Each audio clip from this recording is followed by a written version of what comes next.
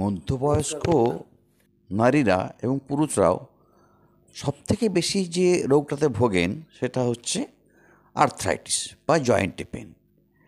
এটা খুব একটা সিভিয়ার রোগ নয়, কিন্তু সর্বদাই প্রেজেন্ট থাকে এবং ন্যাগিং টাইপের হয়, চিনে জোকের মতো, কিছুতেই ছাড়তে চায় না। পেনফুল খুব নয়, বরং স্টিফনেসটা মহিলারা বেশি ভোগেন সাধারণত। তাদের একটা হাঁটু প্রথমে অ্যাফেক্ট করে এবং সেই হাঁটুটাকে বাঁচাবার জন্য তারা অন্য হাঁটুর উপর ভর দিয়ে কাজগুলো করেন, তখন অন্য হাঁটুটা ধরে। তো এই আর্থ্রাইটিসটা তো লাইফ লং থাকবে, আমৃত্যু। মানে আপনার বন্ধু আপনাকে ছেড়ে চলে যেতে পারে, কিন্তু এরা আপনাকে ছেড়ে চলে, তাই এদের জন্য সারা জীবন ওষুধ খেতে হবে। এইটা যাতে খালি ওষুধই খরচ হয়, ইনভেস্টিগেশনের পেছনে যাতে না খরচ হয়, সেই জন্য আমি ভিডিওটা করছি। আমরা অধিকাংশই ইনভেস্টিগেশন করতে খুব ভালোবাসি, সেই খরচাটা না করে ওষুধের জন্য খরচা, ফিজিওথেরাপির জন্য খরচা, এক্সারসাইজের জন্য খরচাটা করুন। আমি সংক্ষেপে বলে দিচ্ছি কীভাবে বুঝবেন আপনি এটা কি আর্থ্রাইটিস হচ্ছে।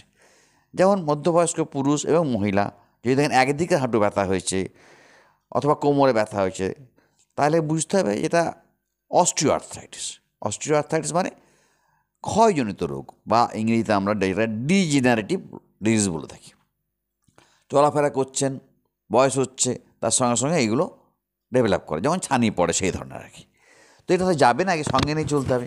হ্যাঁ, যদি আপনি বডি ওয়েটটা 10 to 15% কম করতে পারেন, 70 কেজি থেকে নামিয়ে যদি 65 কেজি 60 কেজি আনতে পারেন, এবং যদি রেগুলার এক্সারসাইজ করেন, তাহলে আপনার ওষুধটাও কম খেতে। আর এছাড়া আরেকটা আর্থ্রাইটিস আছে, যেটা সাধারণত আপনার হাতের আঙুলে হয় বা কবজিতে হয়। সকাল দিকে হবে, আঙুলটা একটু ফুলে থাকবে, মুঠো করতে কষ্ট হবে, সেটা হচ্ছে রিউম্যাটয়েড আর্থ্রাইটিস। আরেকটা আর্থ্রাইটিস হচ্ছে খাবারের সঙ্গে সম্পর্কিত।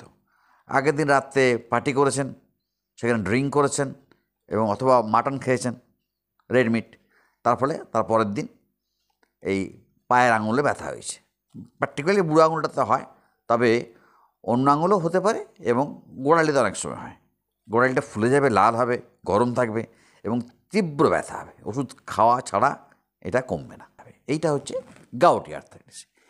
এছাড়া আমাদের যে মেরুদণ্ডটা রয়েছে, ভার্টিব্রাল কলাম, সে স্পাইনে যদি এরকম আর্থ্রাইটিস হয়, ক্ষয়জনিত রোগ বা ডিজেনারেটিভ ডিজিজ, তখন আমরা সেটাকেই স্পন্ডাইটিস বলি। মেনলি ঘাড়ে হলে বলে সার্ভাইকাল স্পন্ডাইটিস, আর কোমরে হলে লাম্বার স্পন্ডাইটিস। এইগুলোর জন্য সিটি স্ক্যান, এমআরআই স্ক্যান, এই সমস্ত বড় বড় টেস্ট করার দরকার নেই, আমরা বুঝতেই পারি এটা হয়েছে। আর এই ধরনের ভিডিও আরও পেতে চাইলে আমার চ্যানেল সাবস্ক্রাইব করুন।